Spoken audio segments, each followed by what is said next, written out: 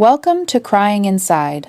This is where we share family stories full of tears, pain, betrayal, but also deep life lessons. Before we begin, please subscribe to the channel and turn on notifications so you don't miss stories that might bring you to tears, but also help you find strength in your own journey. Today, we're diving into an unbelievable family story, a story about rejection, about years of being cast out from the home I should have belonged to. For 15 years, I was erased from every family reunion. From Thanksgiving dinners, Christmas, to birthdays and anniversaries, they called those perfect family gatherings, but I was never part of them. Then, one quiet morning, as I sat in the $1 million mansion I built with all my strength and tears, the doorbell rang. On the security camera screen, I froze. Standing at the front gate were familiar faces, my parents and siblings, the ones who once told me I was no longer part of this family. After 15 years of silence, they dared to show up again. What did they want, and would I open that door to face the past? It's 2023, and I'm 39 years old. My name is Isabella Carter, CEO of a well-known tech company in Los Angeles. From a girl rejected by her family, I rose to success and built a brilliant career. I live in an $18 million mansion in Beverly Hills, a place many only dream of. That morning, fresh air filled the sunlit garden. I sipped my morning coffee in the living room, quietly watching the roses sway gently in the breeze. Everything felt so peaceful until the doorbell rang unexpectedly. That sound startled me, since I rarely get surprise visitors. I set down my coffee cup and slowly walked to the security camera screen to check. The moment I saw the image, my heart clenched. Standing outside the large iron gate of the mansion were faces I thought I'd never see again. My father, Richard Carter, his hair white as snow but his eyes still stern. Next to him was my mother, Margaret, the woman who turned her back on me during my weakest days. And behind them, my brother Daniel and sister Claire, two people who witnessed my pain many times but never reached out to protect me. 15 years ago, they told me I was no longer part of this family. Those words are deeply etched in my memory, becoming a wound that never fully healed. I promised myself I would never forget the moment I was cast aside, erased from every meal and every family gathering. Yet now, after 15 years of absolute silence, they stand before my gate, waiting for me to open the door. I suddenly clenched my hand tightly. Why are they showing up now? What do they want from me? Why, after all these years of rejection, do they have the courage to come looking for me now? I clearly remember those nights in my small room in San Francisco, when I had to start my life over with nothing. Every time I saw family photos posted on social media, it hurt all over again. There, everyone was still smiling, still gathering together, still writing the words, happy together, complete family. But among all of them, I was never there. And now, those cold faces have appeared again, outside the mansion I built with sweat, tears, and iron will. What are they thinking standing there? What are they hoping for? And more importantly, do I have the calm to face the past, to face the people who once threw me into the depths of loneliness and despair? The doorbell rang again, shattering my thoughts. I took a deep breath and placed my hand on the control button. The image on the screen didn't change. They stood there patiently, as if waiting for a miracle. And I had to decide whether to shut the door forever or open it to face the truth after 15 years.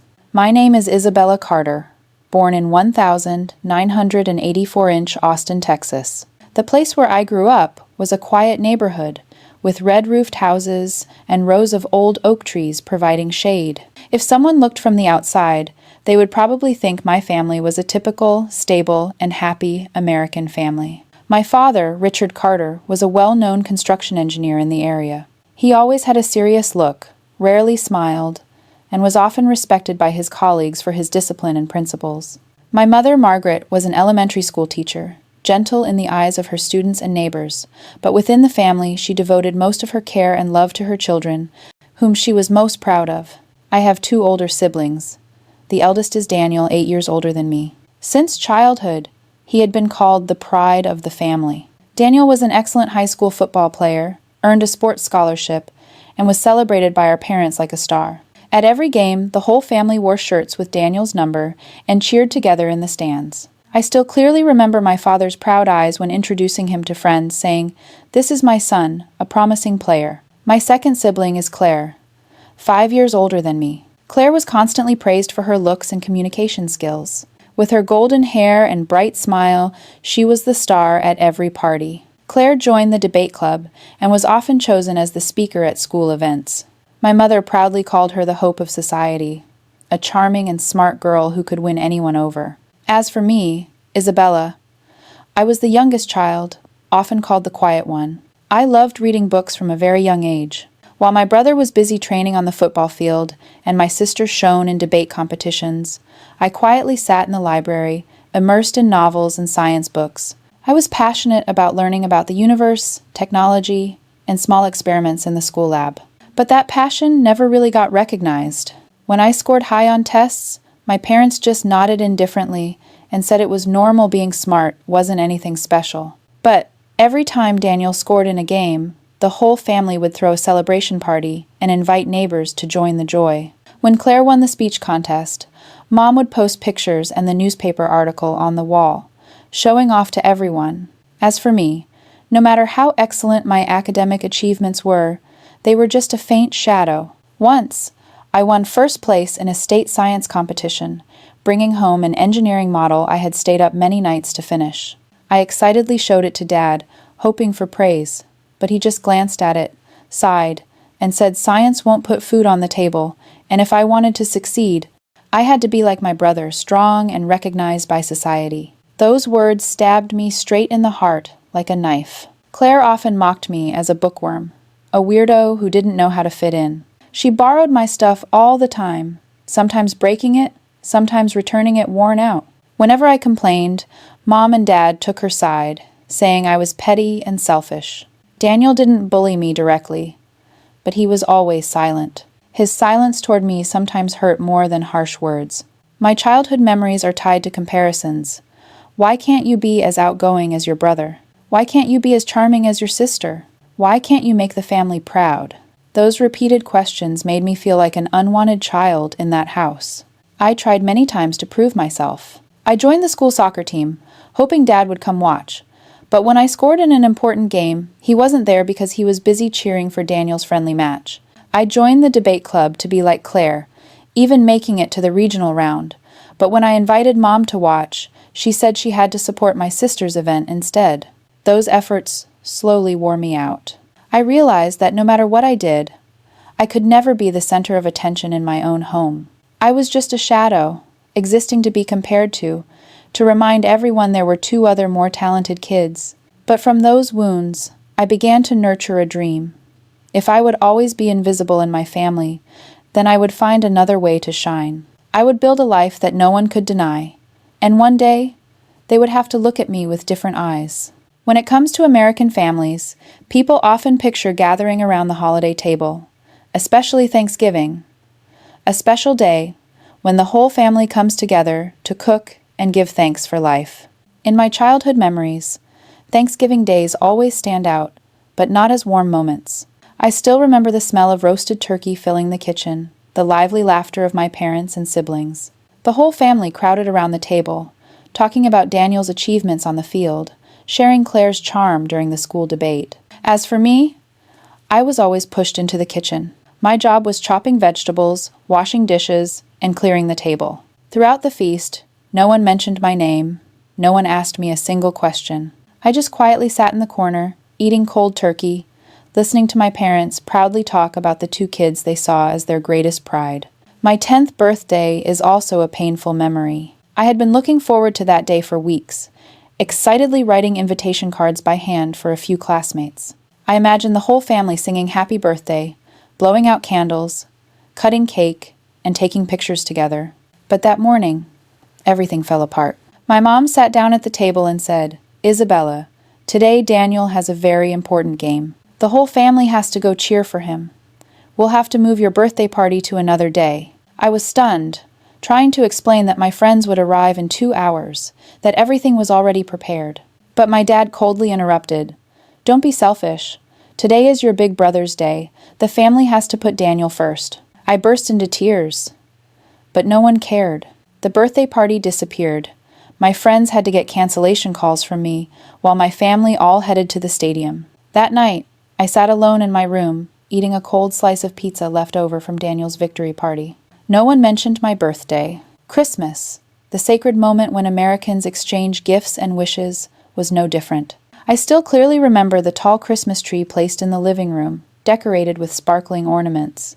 Under the tree, Claire's gift was wrapped in red paper with intricate patterns, tied with a shiny golden bow. Daniel's gift was a big box. Inside was an expensive pair of sneakers that my parents had prepared weeks in advance. As for me, when it was my turn to open a gift, I only got a simple pair of socks, no wrapping paper, no greeting card. My dad said the socks were practical and that I should be grateful. I forced a smile at the time, but inside I felt an indescribable sadness. I knew that in their eyes, I was just an extra, a child not worthy of priority. Family memories, which should have been warm, instead became invisible knives carving deep into my childhood. I never felt like I truly belonged there. Amidst tables full of food, amidst the laughter of my parents and siblings, I was always like a forgotten shadow. I realized that family doesn't always mean love. Sometimes, it's just a place that reminds you that you'll never be good enough in their eyes. And from those memories, I slowly understood that if I wanted recognition, I had to step out of that house. I had to make my own path, a life where no one could deny my worth. When I was 22, just graduated from Stanford University with a degree in computer science, it felt like my life was about to turn a new page. That should have been my proudest moment, holding a prestigious degree with a bright future ahead. But right then, a tragedy struck, turning all excitement into an irreplaceable pain. The news of Grandma Grace's passing hit me like a lightning bolt. She died suddenly of a heart attack, without having time to say goodbye. Throughout my lonely childhood, she was the only one who truly saw my value. When my parents and siblings forgot about me at parties, she was the one who came to watch me present my science projects. When I was mocked for reading books instead of playing sports, she encouraged me to hold on to my passion. To me, she wasn't just family. She was my emotional anchor, a small light in a family that always turned its back. On the day of the funeral, I wore a simple black dress and quietly sat in the front row. I hardly realized how much I was crying until the tears soaked my handkerchief. Everyone around comforted and hugged each other, but no one came near me. I felt like a shadow among the crowd, and that loss only deepened the loneliness that had been with me for so long. That afternoon, the whole family gathered at home to hear the lawyer read Mrs. Grace's will. I sat in the corner, clutching her old photo album tightly. The lawyer read each part of the estate, the small house in the Austin suburbs left to my mom, the old car to my brother Daniel, the precious jewelry collection to my sister Claire. Just when I thought there was nothing for me, the lawyer's voice paused, then slowly read, "To my beloved granddaughter, Isabella Carter, I leave the sapphire ring passed down through generations, along with $10,000. You have always been my pride and hope. I believe you will go far and live a meaningful life." I looked up, tears streaming as I heard those words, not because of the material value, but because of the love and recognition she gave me.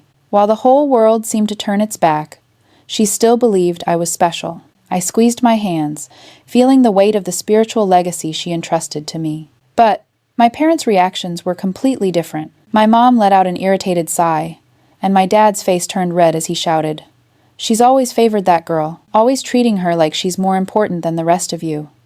The room went silent. I stared at my dad, then my mom, searching for a shred of warmth but found none. In the middle of my dad's anger, he blurted out words that shattered me completely. "That girl isn't even our blood. She's just an adopted child." I was speechless. I looked at my mom, hoping she would deny it, explain that my dad was just angry, but she stayed silent, then slowly nodded in exhaustion. "It's true, Isabella. You are adopted. I'm a close friend of Mrs. Lisa, who gave birth to you. She died in a car accident when you were just 2 years old. No one in her family took you in, so we brought you home." Those words pierced right through my heart. It turns out all those feelings of loneliness since I was a kid had a reason. It turns out the coldness, the comparisons, the neglect weren't just because of my parents' personalities, but because in their eyes, I was never their real child. I never truly belonged to this family from the start. I stood up and looked around the room. Daniel whispered something to Claire, and they both looked down, avoiding my gaze. Dad was still angry, while Mom sighed, as if the truth just revealed wasn't a big deal. I trembled as I asked, "So why didn't anyone tell me all these years?" Mom answered softly, "We planned to tell you when you were older, but we never found the right time." In that moment, I realized I couldn't keep living in that house. I couldn't keep being a shadow in a family that never saw me as one of their own. I walked out of the room, taking the sapphire ring and $10,000, along with my broken heart. A few weeks later, I packed my bags and left Texas. I chose San Francisco as my destination, known as America's startup hub. I didn't know what the future held, with no family support, just a keepsake ring and some money. But I believed that somehow I would build a different life. That was the first shock that shaped me. It made me leave a home that was never truly mine. It was also the fire that pushed me to prove that even without blood ties, I could become stronger and more successful than anyone in the family who had rejected me. After leaving Texas, I started a new life in San Francisco. The early days were really tough, but the greatest pain didn't come from poverty or work pressure. It came from how cruelly my family cut off all contact with me. Just weeks after Grandma Grace's funeral, I got an email from Dad. It was short, cold, and heavy. "Isabella, we think it's best if you don't contact the family anymore. Everything is clear now. Please leave us alone." I read those words over and over, hoping I was mistaken. But no, those were exactly the words Dad wrote. No affection, no words of comfort, not a single reason for me to hold on. That email was like a verdict, ending every remaining tie. From then on, my name disappeared from all invitation lists. That Thanksgiving, I sat alone in my tiny rented room, eating a cold sandwich while on Facebook. Claire posted pictures of the whole family gathered around the table. The whole family raising their glasses, captioned, "Grateful for this complete family. Complete. Whole." No one remembered me. The next Christmas Eve was the same. The tree decorated beautifully, warm yellow lights, the whole family gathered singing carols. In the photo Claire posted, everyone was smiling brightly. Under the caption, "Nothing better than family, all together on Christmas Eve." But I wasn't there, as if I had never been their daughter. On Daniel's wedding day, I found out through an old high school friend. She sent me a photo online showing my parents on stage, smiling happily. Daniel dressed sharply in a suit. Claire was a bridesmaid. The whole family was there, except one person, me. New one told me, new invitation, new card. To them, I wasn't worthy of sitting at the happy table. Then, at Claire's birthday, the family threw a big party. A picture of Claire blowing out candles, surrounded by balloons and fresh flowers. My mother holding her daughter proudly. Under the photo, dozens of congratulatory comments. Meanwhile, I sat quietly in my small apartment, staring at the screen with a heart that felt crushed. Years later, the same pattern repeated. Thanksgiving, Christmas, Independence Day, Daniel's birthday, my parents' wedding anniversary, all filled with images of togetherness, always accompanied by phrases like complete family gathering or so blessed to have everyone I love. Those words, everyone, felt like a knife cutting me deep. I know clearly, in their eyes, I don't fit into that concept. I'm not part of everyone. I slowly realized I was being deliberately erased from their lives. Not just uninvited, but completely wiped out. In the family photos hanging on my parents' wall, I disappeared. In the childhood pictures together, I'm no longer in the frame. In the family photos on social media, I'm cut out of the story. I saw them repost old pictures, but versions without me, as if I never existed. Some nights, I'd sit alone in my shabby San Francisco apartment, scrolling through each photo, reading every caption, then breaking down in tears. I remembered my dad's old words. That family always has to put Daniel first. I remembered the cold look my mom gave me when she told me not to be selfish. And now, that has become the absolute truth. They made their choice, and I'm not in it. The painful thing isn't just being pushed away, but feeling invisible. I have no right to be present in their memories. My childhood years erased, the memories with me buried deep. I'm no longer a child, no longer a sibling, no longer a grandchild. I'm just a name they want to forget. In moments of despair, I wonder if they ever think of me. Do they ever, during those lavish dinners, suddenly remember that somewhere, a daughter is quietly sitting in a small room? Does my mom ever remember the birthday she once canceled? Does my dad ever regret not coming to see me receive my science award? But the answer is always silence. The more time passes, the more I realize I can't rely on them for recognition. Family, at least in my case, is no longer a refuge.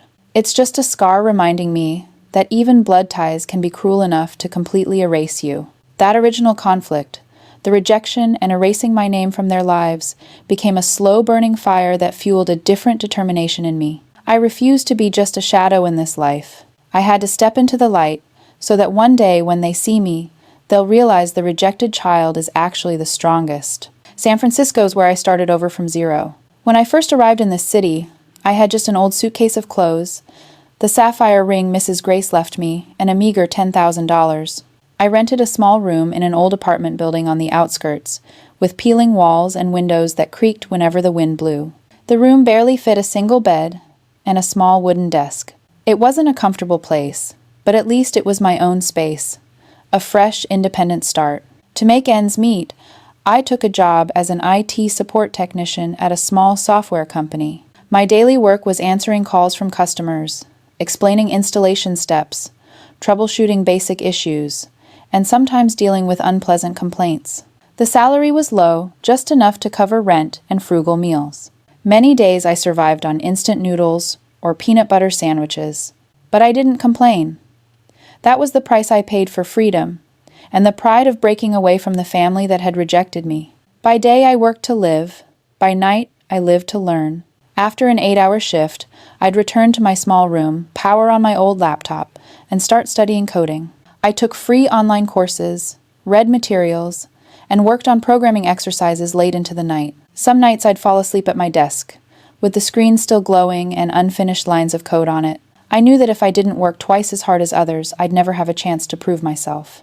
A turning point came when I accidentally attended a free tech seminar at the public library. The speaker that day was Dr. Diana Lee, a cybersecurity professor at the University of California, Berkeley. She had a calm yet commanding presence, and every word she spoke reflected deep expertise. I sat in the back row, carefully taking notes on every detail. When the talk ended, I gathered the courage to approach her and asked about a little-known encryption protocol. Diana was briefly surprised, then smiled and said, "You have a unique perspective, very impressive." Since that day, she became my unofficial mentor. Every now and then, I'd email her with questions about my research, and she always answered patiently. Once, she even invited me to join a hackathon for students and young tech enthusiasts. I joined nervously, but to my surprise, my team took third place. It was at that contest that the idea of a user behavior-based data security system, instead of traditional passwords, sparked in me. I believed this idea could change the cybersecurity field, but turning it into a company was a whole different challenge.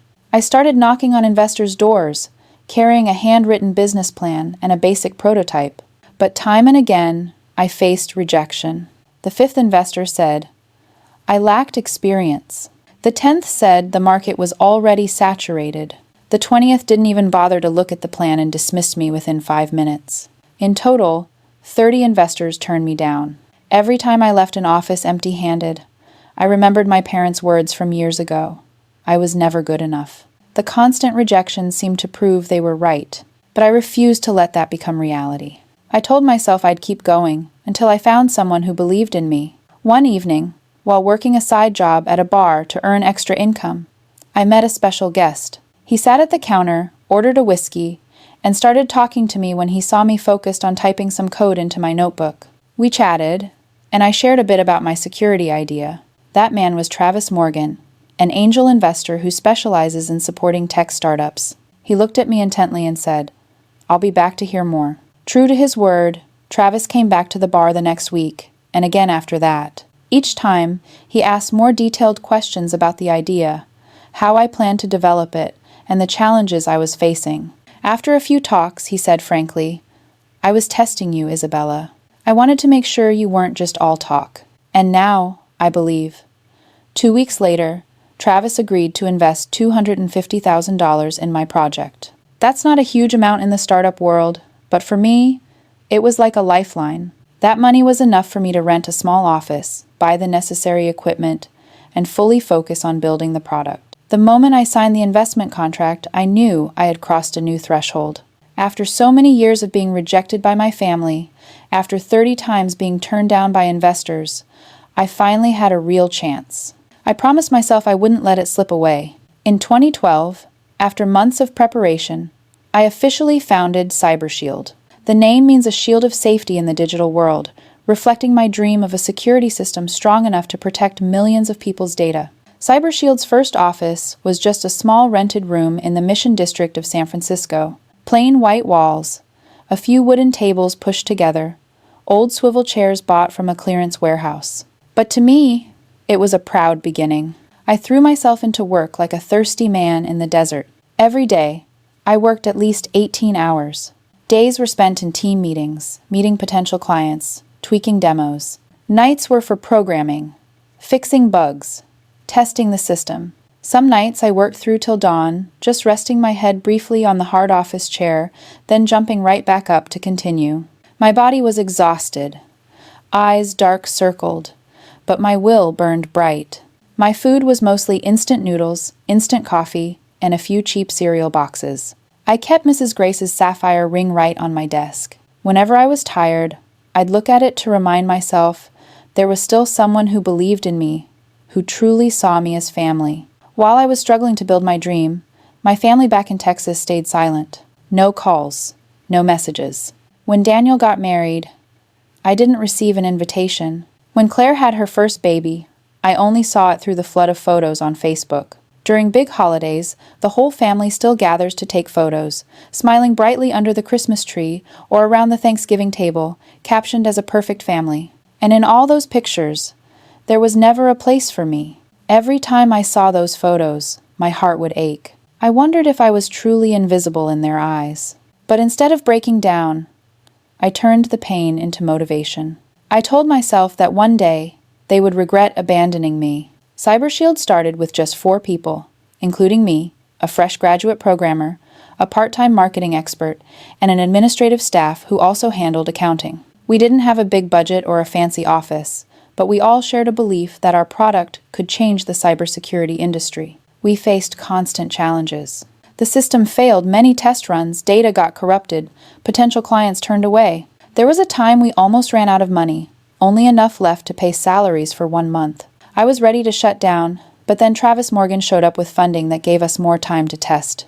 Those days were really tough. I once stood in a public restroom, crying my eyes out from the pressure, but then wiped my tears and went back to work. I stayed up 48 hours straight fixing system bugs because the client wanted a test run the next morning. Sometimes my heart ached, like it might break, but all I could hear in my head was one sentence: never give up. In 2014, CyberShield finally signed its first major contract with a bank in San Jose. That was a turning point. From a struggling startup, we began to have steady cash flow. From then on, other clients started to take notice. E-commerce companies, hospitals, and even government agencies came to try out our system. Every new contract was proof of my and the team's relentless effort. I still remember standing in that small office, seeing the first revenue figure show up on the dashboard. I burst into tears, not because of the money, but because I proved I wasn't the failure my family said I was. But while I was celebrating my first success, my family still ignored me. I sent my mom a birthday card, but there was no reply. I called during Christmas, only hearing the phone ring for a long time before it went dead. I posted a photo of the CyberShield team on LinkedIn, hoping they'd see I'm doing well, but they never liked or left a comment. They acted like I never existed. That silence hurt more than any criticism ever could. I'm a woman who has poured all her strength into standing on her own, yet my own family treats me like a stranger. I realize that success probably can't fill the void inside, but I'm still determined. If they choose to turn their backs, I'll show the world how far I can go. By 2016, CyberShield had grown into a company with over 100 employees and a sleek office in downtown San Francisco. We successfully raised Series A funding and were valued at tens of millions of dollars. The press began covering the young female founder who had overcome 30 rejections to build a tech empire. In an interview, when asked what kept me from giving up, I just smiled and said it was because I had to prove to my family they were wrong to cast me aside. That quote was widely shared and became a symbol of resilience. But only I know deep down, there's still a wound that's never healed. I chose this path, the path of determination, of turning pain into strength. And I swear, I will keep going until they have to acknowledge that Isabella Carter, the child they once abandoned, is their greatest pride. 2017 marked a major turning point in my career. After 5 years of persistence, CyberShield officially signed a series of contracts with major banks in the U.S. The deals were worth hundreds of millions of dollars. Even I could hardly believe it.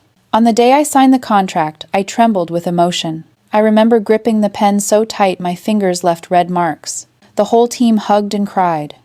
We knew from that moment CyberShield was no longer just a fledgling startup but a real powerhouse in cybersecurity. The press quickly came chasing after me. On the cover of a prestigious tech magazine, the bold headline, "Cyber Queen of Silicon Valley," appeared alongside my photo wearing a black suit, with determined eyes, and a confident, subtle smile. They wrote about me as a symbol of resilience, a woman who dared to rise from family wounds to build her own empire.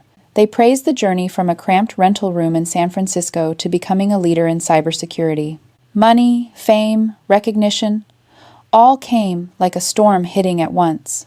I bought an $18 million mansion in Beverly Hills, a spacious home with a sparkling blue pool, vibrant flower gardens, and a living room with soaring ceilings flooded with natural light. Every wall radiated the luxury I once only dreamed of. The first time I stepped through the door, I couldn't believe this was the result of my own hard work. On quiet evenings, I'd sit alone on the second-floor balcony, looking out over the dazzling lights of Los Angeles. This city never sleeps. And there I sat, a glass of wine in hand, reflecting on the journey I'd taken. I went from being erased from my family to becoming a woman with a multi-million-dollar fortune. I transformed from a disregarded daughter into a name the tech world respected. But amid all that glory, there was still an unfillable emptiness. The mansion was magnificent but cold, its long hallways echoing with solitary footsteps. At contract signing parties, I laughed and raised my glass. But when I returned home, silence surrounded me, no one waiting, no children's laughter, no family embraces. The only people who stood by me were two, my mentor Diana Lee and an old friend from college. Diana was like a second mother. She didn't just teach me knowledge, she gave me confidence. Whenever I wavered, she reminded me that my worth didn't depend on my family's approval. The old friend often texted to check in and sometimes visited me in Los Angeles. We'd have dinner together, reminiscing about the tough times we had been through. The more successful I become, the more invitations and social connections I receive, but I still feel an invisible distance. People come to me because of my reputation, wanting to collaborate, or out of curiosity about a success symbol. But few truly care about the deep wounds hidden inside me. Some nights, I open social media and see pictures of my family in Texas again. They gather around the dinner table, raising glasses to celebrate, smiling brightly under the Christmas lights. The caption repeats as always, "A complete family." I quietly turn off my phone and sigh. They still don't see my existence as part of the family. They hold firmly to their decision to erase me from their lives. I used to think that when I succeeded, they would look back and regret it. But it turns out, their silence is colder than any criticism. They're not angry, not jealous. They simply refuse to acknowledge me. That makes me feel like I'm fighting an invisible wall. The harder I try to break through, the colder it feels. Still, I keep moving forward. I expanded CyberShield internationally, signing contracts with corporations in Europe and Asia. I attended major conferences, standing on stage in front of thousands, spotlight shining right on me. I shared my startup journey, my failures, and the resilience of women in the tech world. People applauded loudly, calling me an inspiring role model. Yet, when the stage lights went out and I returned to my large mansion, only the sound of my heartbeat filled the dark room. I realized that all the success and fame couldn't fill the deep loneliness inside. I had everything, but at the same time, I lost everything. I wonder, if one day they come back, will I have the courage to face them? Or will I slam the door shut, holding on to the pride I've spent a lifetime building? The night in Los Angeles still shines bright, but inside me, darkness never fades. In 2023, I turned 39. That was also the 15th anniversary since my family cut all ties with me. I organized a charity gala in Beverly Hills, aiming to raise $20 million for orphans and children unacknowledged by their families. The gala night was a grand event. Hundreds of guests in glamorous outfits poured into the lavish hotel lobby. Crystal chandeliers sparkled, candles flickered, and trays of deep red wine were passed around. I stood on stage, wearing a sapphire blue dress, holding the microphone. When I shared the story of a child once rejected by their family, the whole room fell silent. I didn't name myself, but everyone understood. When the screen behind me showed the donations had surpassed 20 million, I felt a weight lift off my heart. That night, I returned home to my mansion. Sitting in the spacious living room, I thought my life had finally found a noble purpose. Even if my family didn't accept me, out there, hundreds of children would get a chance because of my efforts. I went to bed with a rare feeling of peace. The next morning, as the Los Angeles sunlight streamed through the white curtains, the doorbell rang. I was a bit surprised, since anyone wanting to enter the mansion usually had to go through the security gate. I opened the security monitor and froze. Standing right at my iron gate were my father, mother, older brother, and older sister. Faces I hadn't seen in 15 years. My father, Richard Carter, his hair now completely gray. My mother, Margaret, her eyes brimming with tears. Daniel, my older brother, once strong and sturdy, now looked worn out, and Claire, my older sister, tried to keep her pride, but her clenched hands trembled. I stood still, my heart racing. What were they here for? I never thought this day would come. For a moment, old memories flooded back.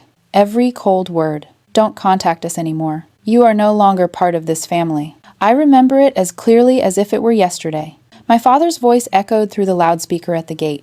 Isabella, we need to talk. His voice was hoarse, a mix of command and pleading. My mother cried, saying, Daughter, please open the door. Daniel stayed silent while Claire forced a smile, as if trying to ease the tension. I let them stand there for a while. Part of me wanted to ignore them, to pretend they were never there. But then I ordered the guard to open the gate. I didn't open the mansion door right away.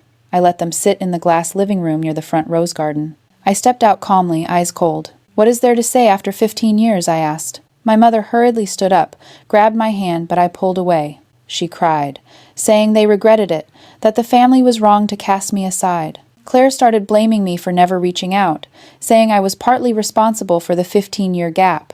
Daniel just sighed, saying nothing. My father finally spoke, his voice deep and firm. We are family, and we can't stay apart forever. At first, I felt my heart stir. Hearing the words regret from family felt like something I had waited for my whole life. But then, the truth started to unfold. My father looked me straight in the eye and said the family's construction company went bankrupt after the crisis. They needed capital to restart and wanted my help.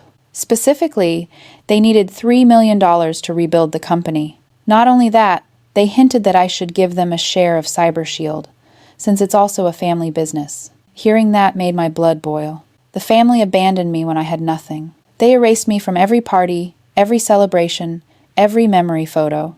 Now that I have everything, they come asking for money, even demanding a share of the company I built with blood and sweat. I looked at them, silent for what felt like an eternity. Inside, I was overwhelmed with anger and bitterness. Their words of regret turned out to be nothing but an excuse.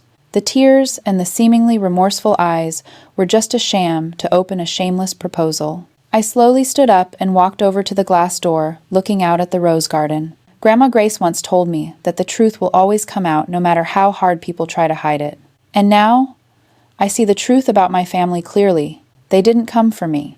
They came for the money. Turning around, I looked straight at my parents, Daniel and Claire. My voice was firm. So, this is the real reason you knocked on my door after 15 years. No one answered. My mother lowered her head. Claire pressed her lips tight. Daniel closed his eyes, and my father sighed. In that moment, I knew any forgiveness that might have been growing inside me had now completely died out. The living room was so quiet you could clearly hear the ticking of the pendulum clock. The four faces in front of me waited, hoping I would soften. They thought that with a few words of regret and a few tears, I would forget the 15 years of rejection? I didn't answer right away. Instead, I slowly walked over to the oak shelf by the liquor cabinet, where I kept some keepsakes. I pulled out a black leather box. Inside were things I hadn't dared to touch for years, because just looking at them made old wounds bleed. But today, with my family sitting before me, I knew it was time to open it. I placed the box on the table. They looked at me with confused eyes. I opened the lid and pulled out photo albums and printed emails. First was the old Facebook album I had printed out years ago. I flipped through the pages. There were family photos. Thanksgiving, Christmas, birthdays, Daniel and Claire's graduation parties. Everyone smiling, raising glasses, hugging each other. And under each photo, the caption was clear, "Complete family." I held up that photo and looked straight at Claire. "Do you remember? That day, I messaged you that I wanted to come home too, but how did you reply?" I pulled out a printed message from the box. The words were still intact. "She's a weirdo. Her presence only ruins the party." I turned to my father. I placed a printed email right in front of him. These were words I haven't been able to forget for 15 years. "Never contact us again. Leave us alone." Signed, Richard Carter. My voice dropped. "Dad, do you remember writing those words? Do you know your daughter read them through tears in a cramped, rented room in San Francisco, wondering if she was even worthy of living?" My mother broke down crying but couldn't say a word. I kept flipping through the album. I pointed to the empty spaces.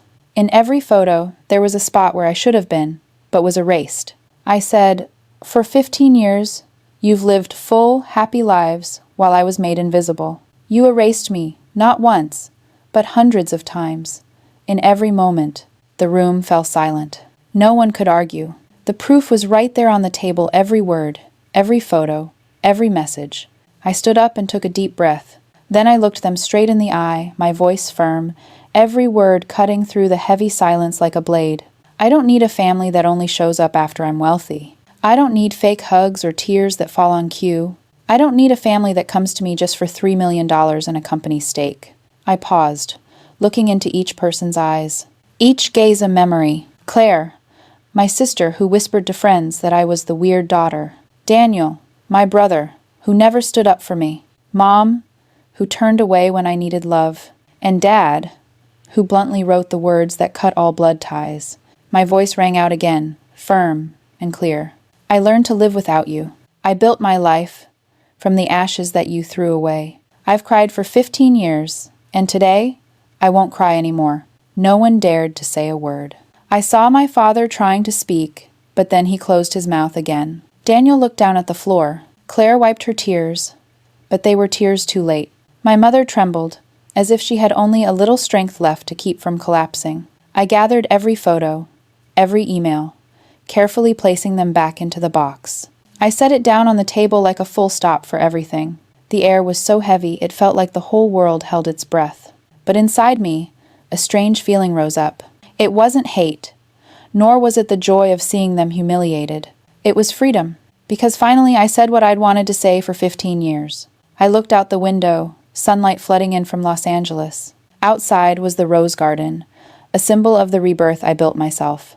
And I knew this family no longer had the right to destroy it. I turned back and said my last words. From now on, I won't be haunted by what they call family. I can live in love, but only for those who truly deserve it. The declaration fell like the sound of a closing bell. The whole room fell silent, and I knew that was the moment I finally cut the ties that had bound me for so many years. After my final words echoed, the vast room in the mansion became completely silent. No one dared to look me straight in the eye. Everyone seemed frozen in their own shame and bitterness. My mother was the first to openly cry. Her sobs echoed through the luxurious space, a stark contrast to the cold woman who once pushed me out of the family life. She covered her face with trembling hands, tears falling non-stop. My father sat frozen, his face flushed with anger mixed with shame, but in the end he just sighed, his eyes downcast like a man who had lost everything. Daniel, my older brother who I was always compared to, just hung his head. I had never seen him so weak before. Claire was completely silent. No more excuses, no more pride. She sat there, eyes red, not making a single sound. I stood between them, calm on the outside but inside, overwhelmed with indescribable emotions. I repeated once again, I will not give them $3 million, nor will I ever share company shares. CyberShield is the sweat, tears, and blood I poured into it. I stayed up all night in cramped rooms, endured humiliation and loneliness to build it. I won't let anyone touch that achievement just because of a few belated tears. The whole room was heavy with disappointment. My mother cried harder. My father silently wiped his face, and Daniel sat still like a statue. In that moment, I believed it was all over. I was resolute. I had freed myself. But then, a small sound broke the heavy silence. I turned around and saw two children standing in the doorway. They were Claire's kids. The boy was about 8, the girl just 6. They held hands, eyes wide with innocence, looking at me with a mix of fear and curiosity. My heart suddenly tightened. Those children were completely innocent. They knew nothing of the arguments, the cold emails, or those haunting photos. They only knew me as the aunt they'd never met, except through a few blurry pictures. The boy quietly asked, "Are you Aunt Bella?" I froze. For the first time in years, I heard someone call me aunt. A short word, but it stirred a longing I had buried deep inside for so long. I knelt down and gently touched the girl's soft hair. She looked at me, then shyly smiled. In that moment, I realized I could be angry at my parents and siblings, but I couldn't take out my hatred on the kids. They deserve a better future, a path different from the mistakes the previous generation made. I stood up and looked back at my family. My voice was slow but clear. I will not give you $3 million. And I won't share any company shares either. But I will do something else. I will set up a scholarship fund for these two children. I'll take care of their education until they grow up, giving them a chance to chase their own dreams. I emphasized, this scholarship fund will be in my name, managed by an independent organization. Every expense will be transparent, used only for the future of these two kids. The room fell silent. My father looked up, about to object, but my determined gaze silenced him. Claire burst into tears, but this time they were real tears. She understood that I had cut the ties with her, but at the same time opened another door for her two children. Daniel looked at the two kids, then turned away. Maybe inside, he felt ashamed for not being a proper older brother. I looked back at the kids. Their eyes lit up, pure and untouched by the hardships of life. I smiled.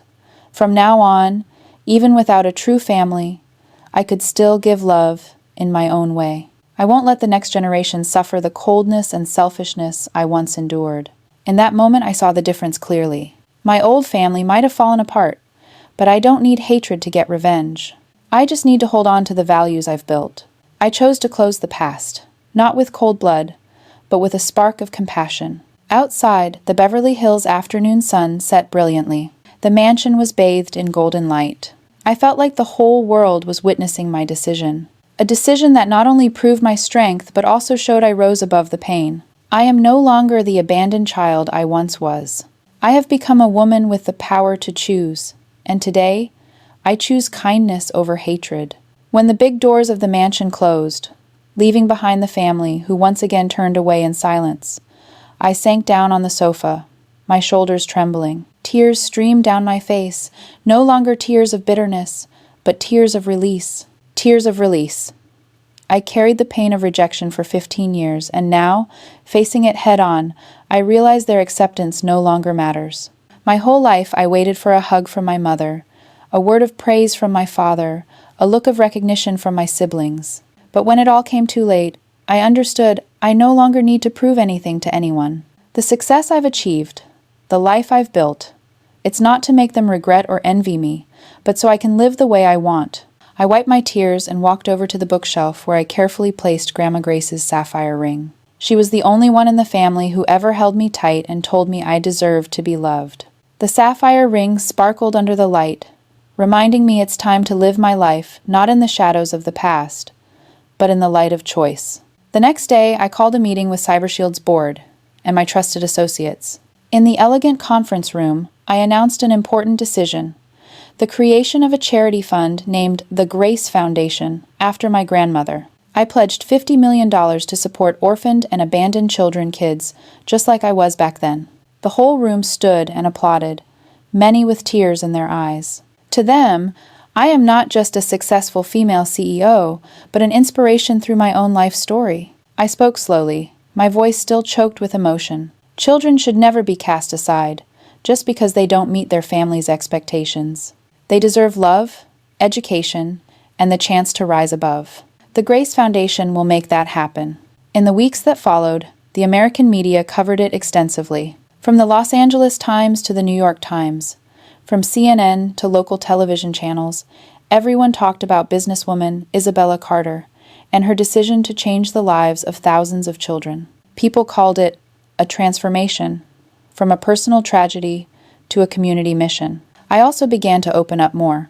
Before, I often avoided company parties and friend gatherings because I always felt out of place, but now I realized I no longer had to run away. I attended coworkers' birthday parties, accepted invitations to neighborhood BBQs in Beverly Hills, and even adopted a golden retriever puppy I named Sunny. The more I opened up, the more colorful life became. I reconnected with Melissa, an old friend from Stanford who comforted me during nights I felt rejected by my family. We laughed out loud, remembering those cramped dorm days. I also frequently visited Professor Diana Lee, the mentor who believed in me when I was just a penniless girl. With them by my side, I realized I was building something more important than blood ties, a chosen family. Every weekend, I drove to the orphanage, supported by the Grace Foundation. The kids would rush out calling me Miss Bella, hugging me tight. Some showed me drawings they just made. Others took my hand to show me the new swing in the yard. In their eyes, I saw myself at 10 years old, lost, but still hopeful. And this time, I won't let any of them be abandoned. One afternoon, as I stood on the rooftop watching the Beverly Hills sunset, I realized I had truly let go. I was no longer obsessed with gaining my family's approval. I found peace within my own heart, and more importantly, I learned how to give the love I once longed to receive. I smiled and whispered to myself, "This is what a real family is. Not those who share my bloodline, but those who choose to stay, choose to love me, and I choose to love them back." In that moment, I knew the cycle of suffering had ended. I closed the door on the past, and a new chapter of my life opened bright as the sunset over the hills of California. After the villa door shut, following the tense conversation, I sat alone in the vast living room. In front of me was still a half-finished glass of red wine from the night before, with echoes of my parents' tearful voices and the heavy silence of my older brother and sister lingering in the air. Yet, for the first time in years, my heart no longer ached. Instead, there was a different feeling, like someone had untied an invisible rope that had bound me for so long. I realized that, finally, I was free. The biggest lesson I've learned is that family isn't always about blood ties. True family is where you find safety, where you're heard, valued, and loved. In my case, my parents and siblings chose to exclude me from the picture of a perfect family they put on social media. But that very thing forced me to find another path, a path to create my own family. I remember those early days in San Francisco. A tiny room, sleepless nights learning to code, meals of just instant noodles. But it was during that tough time that I met true friends. They didn't care where I came from or why my family cut ties.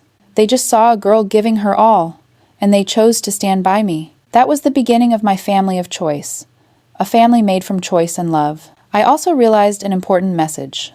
The greatest success in life isn't money. A multi-million-dollar mansion or a billion-dollar company can bring security and pride, but they don't fill the emptiness in your heart.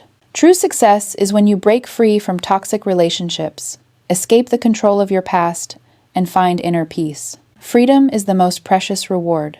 Many people ask me if I ever regret not opening the door to welcome them back. Honestly, I have thought about that. In the moment I saw my 2 little grandchildren, my heart softened. I set up a scholarship fund for them, not because my family deserved it, but because I don't want kids to go through the same unfairness I experienced. That was another lesson. We can choose to forgive, but forgiveness doesn't mean letting others keep hurting us. Forgive to free yourself, not to give a second chance to toxic relationships. I know there are many people watching this video who can relate to me. Maybe you've sat alone in a dark room, wondering why your own family won't accept you. Maybe you've felt forgotten at a party, seeing your parents smile at your siblings but never at you. If you've had experiences like that, I want you to know you're not alone. Don't be afraid to walk alone. On that journey, you'll meet new people. They might be a friend who listens to you cry all night, a teacher who opens a door for you, or a coworker who lends a hand through tough times. Over time, they can become your true family. Believe that family doesn't have just one definition. And I also want to share this. Don't let the pain of the past define you. If I kept looking back, I'd never have had Cyber Shield, never had the chance to help thousands of orphans through the Grace Foundation. Instead of trapping myself in pain, I chose to turn it into motivation. You can do that too.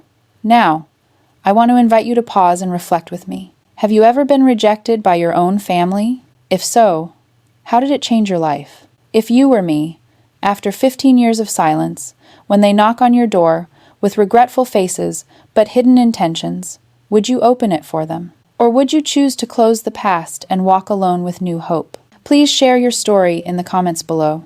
I believe that every comment, every shared story, is an important piece that helps build a community where we no longer feel alone. Because sometimes, just one heartfelt line from you can help someone out there find light in the darkness. This isn't just my family story. It could be the story of millions of people out there. And if you're watching this far, I believe you have the power to rewrite your own story. Don't be afraid. Don't hesitate. Family isn't just where you were born, it's where you choose to belong. Thank you for staying and listening to the story until the very last moment. Every video on Crying Inside is told from the heart, and I believe the silent tears or smiles you just experienced are what connect us all. If this story touched your heart, please subscribe to the Crying Inside channel so you don't miss any other family stories. Every week, we bring you emotional stories, lessons distilled from pain, betrayal, hope, and the power of forgiveness. This is the journey we share, so each of us can find a little reflection of our own life. I know not everyone is lucky enough to be born into a perfect home, but I also believe that by sharing, by empathizing and opening our hearts, we can create a different kind of family. A family not bound by blood, but by true love.